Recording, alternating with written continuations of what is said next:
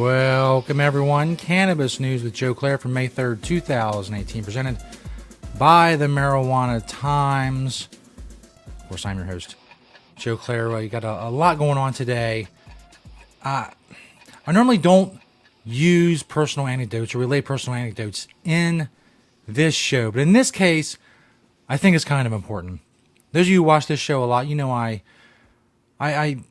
I have various moods just like everyone else. I'm anywhere between sarcastic indignation and thinly veiled contempt, thinly veiled anger, if you will, however you want to phrase it. Sometimes I'm a little on edge, and instead of trying to hide that and just do some dull, boring show, I use that edge and focus it on what it needs to be focused on. In this case, cannabis law reform, marijuana law reform. So today, I spent the day helping someone move. It took a very, very, very long time. 12 hours of moving. When I'm done with 12 hours of moving, I'm not in the best of moods. Luckily, tonight, there are 3 stories that will let me vent my frustration from the real world to where it really belongs, is people who are against marijuana legalization for the various ignorant reasons that they come up with. 5 Maine men have been charged with lying about their marijuana use on their gun applications. That makes me angry. Samhisha head, some Trump official who has something to do with some substance abuse, whatever. I don't even care. I don't even care what department they're the head of. There's so many of them. But some of the things that this person said are extremely ignorant. Besides my own time favorite, the cherry picking of studies that agree with your point of view. Get a lot of that. Also, a court rejects a challenge on CBD against the DEA. More to be angry about. I'm angry about all that stuff. Now I will foist my frustration today onto you people, but mainly onto the people that deserve it. But first, the people who do not deserve it, naturesidecannabis.com. I have no anger towards them whatsoever. They're a great sponsor of Cannabis News. Check them out, naturesidecannabis.com. Site is spelled CIDE. Check out their organic, all-natural pesticides. You want to be regulatory compliant in the state that you're growing cannabis in. Many states have legal growing now. You want to pass pesticide regulations. You want to use approved pesticides, things that aren't going to get you in trouble, and things that can prevent you from using harmful chemicals on your grow. All of that, plus expertise, so much expertise. naturesidecannabis.com. Proud sponsor of Cannabis News. This first story from marijuanatimes.org by yours truly.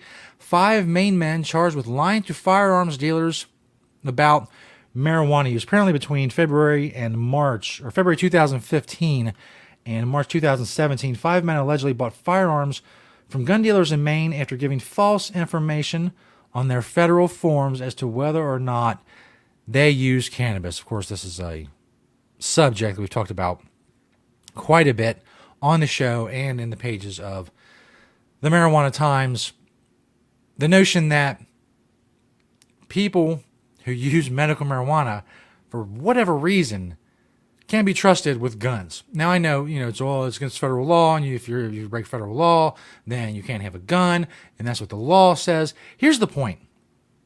Law enforcement is supposed to protect the rights of the citizens of the United States. They do this in various ways. One of those ways, and one of the most important ways, I would argue, if not the most important way, is keeping actually dangerous people from having firearms, being on the streets at all. That's one of the dangerous people, eliminating dangerous threats to the public. Someone who uses medical marijuana, just by virtue of them using medical marijuana, doesn't make them a threat to anyone. And I know, they're just doing their job, and that's the law, and blah, blah, blah. I'm so sick of that. How many times have we heard this, we're just doing our job? Garbage excuse. Just doing my job. That's just following orders. That's the problem. One of the many, many problems that's broken down trust between law enforcement and the citizens of this country. Just following orders, just doing what I was told. Bull. That's bull. So people have to choose between their Second Amendment rights and using medical marijuana. So they can have a gun and deadly addictive prescription opioids, or no gun and medical marijuana. You don't have to pick and choose rights. You get them all. That's the point. That's why they exist. They can't be voted away. They can't be given away. They can't be annulled. They can't be voided. That's not what rights are. You don't have to choose one at the expense of another. It's not how it works. Hey, you want to hear more stupidity? Top health. No, I'm not being subtle tonight. That's why was the point I was trying to get across earlier. I'm not being subtle. Samhisha head stands firm on marijuana's dangers. This is from MedPageToday.com. A top health official in the Trump administration speaking at a behavioral health conference on Monday, late last month, pushed back on states' efforts to legalize marijuana, asserting it's a dangerous drug that should be kept out of the public's hands. Here, again, we have a problem. One, that this notion that banning something, prohibiting it, keeps it out of the public's hands. It doesn't. It doesn't with alcohol. It doesn't with guns. It doesn't with marijuana, cocaine, heroin. All those things are illegal.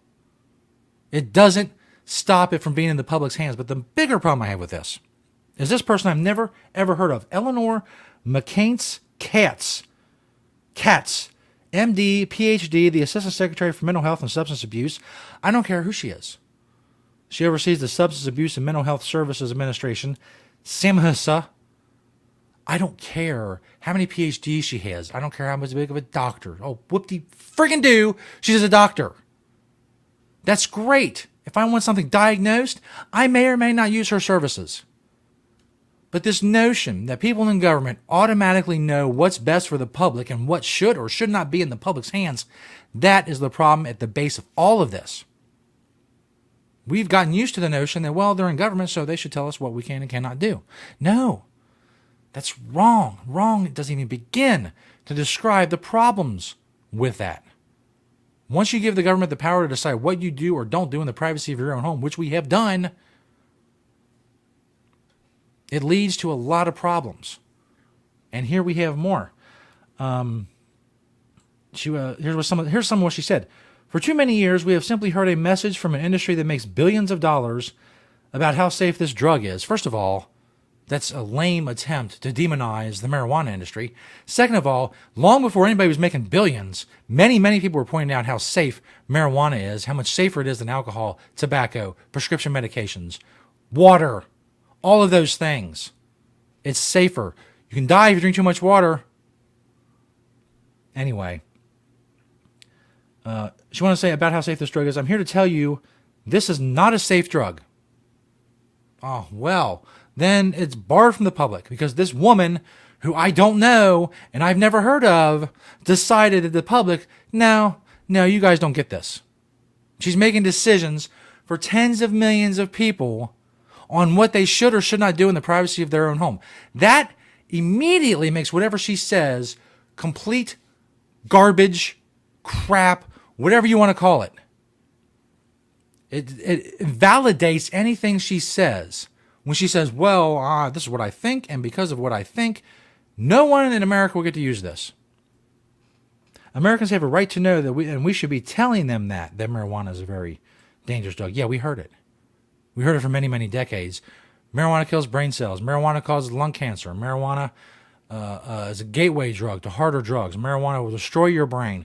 Marijuana will leave you on the couch listless, without purpose or direction in life. I'm sure there's plenty I'm missing, but those are the big ones. This notion that we haven't been told how dangerous marijuana is. Do you remember the DARE program?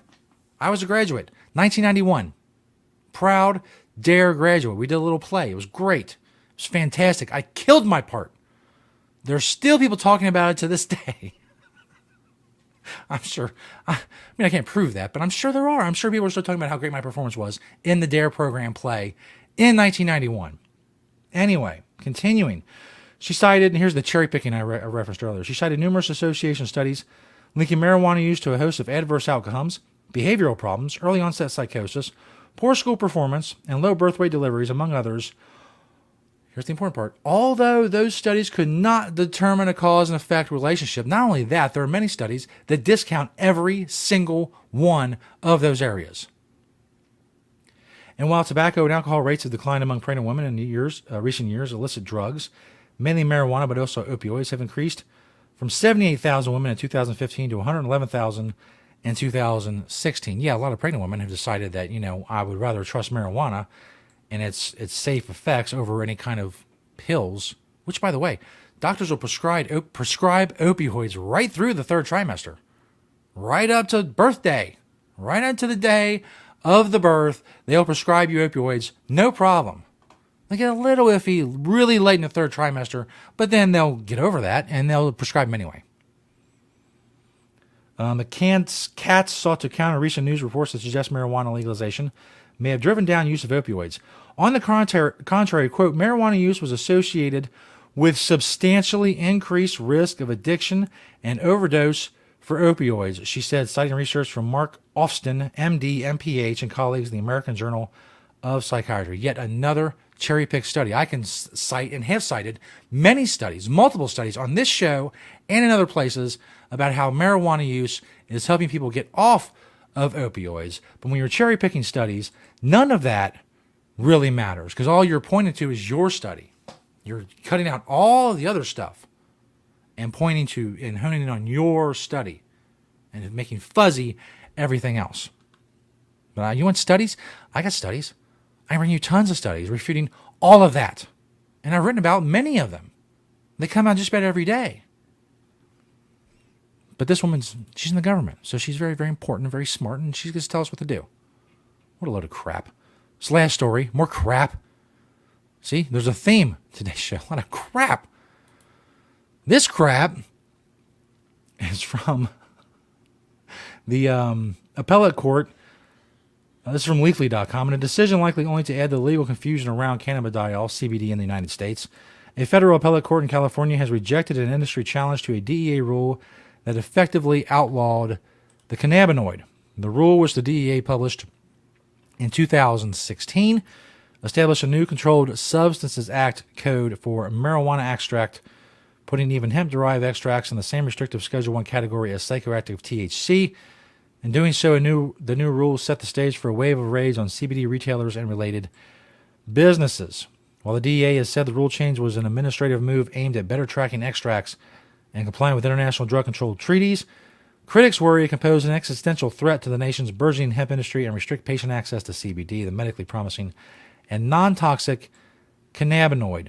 Now, they go through, the history of CBD and the definitions and all that, but you scroll way down on the story.